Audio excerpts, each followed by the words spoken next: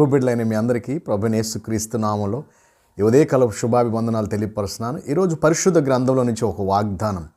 Haggai గ్రంథము 2వ అధ్యాయము 19వ వచనం. ఇది మొదలుకొని నేను మిమ్మలను ఆశీర్వదించేదను. అవును దేవుని బిడ్డలారా, మన ప్రభు మనకిచ్చే వాగ్దానం ఏమిటంటే ఈ దినము ఇది మొదలుకొని నేను మిమ్మల్ని ఆశీర్వదిస్తాను. మన దేవుడు మనల్ని ఆశీర్వదించే దేవుడు, మన ప్రభు మనల్ని దీవించే ప్రభు.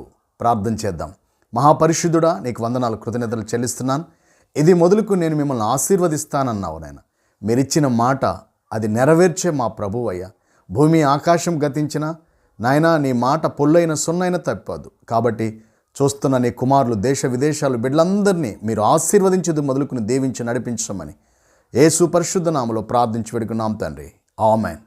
అవును దేవుని బిడ్డలారా, దేవుని కృపాక్షేమం మనకు తోడైనగాక. ఆయన దీవెన, ఆయన ఆశీర్వాదం, ఆయన మాట ఇచ్చి నెరవేర్చే మన ప్రభు అయి ఉంటా ఉన్నాడు. ఆమేన్.